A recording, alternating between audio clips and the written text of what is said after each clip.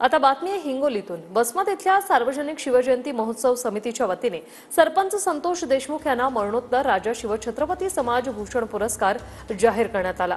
धनंजय देशमुख आणि वैभवी देशमुख यांनी हा पुरस्कार स्वीकारलाय। यावेळी धनंजय देशमुख आणि वैभवी देशमुख भावुक झाल्याचं पाहायला मिळालं।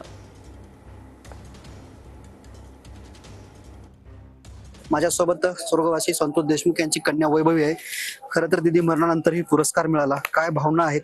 काय भावना तर खूप आहेत आणि आज अभिमान देखील वाटतोय की माझे वडील नसताना सुद्धा असताना पुरस्कार भेटतोय, म्हणजे त्यांचं कार्य खरंच खूप महान होतं जसं। आणि एकीकडे दुःख या गोष्टीचं वाटतं की इथून मागचे पुरस्कार सर्व त्यांनी आणि गावकऱ्यांनी मिळून घेतलेले, पण या पुरस्कारामध्ये ते नाहीये।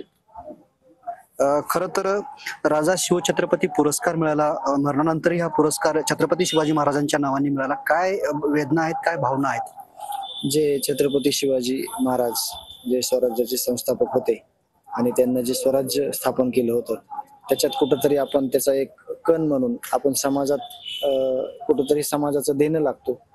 या ज्या समितीच्या वतीने वसमतकरांनी जो आम्हाला जे संतोषांना देशमुख यांची हत्या झाली त्यांच्या मरणोत्तर हा पुरस्कार दिला, तर खरंच कुठंतरी एक चांगला स्तुत्य उपक्रम आहे हा। आणि ह्या उपक्रमातून आम्ही हे सगळं आमचे जे गावातले प्रतिनिधी आहेत तिथं आलेले आणि आमचं गाव आहे हा पुरस्कार सर्वस्वी गावाला समर्पित करणार आहोत।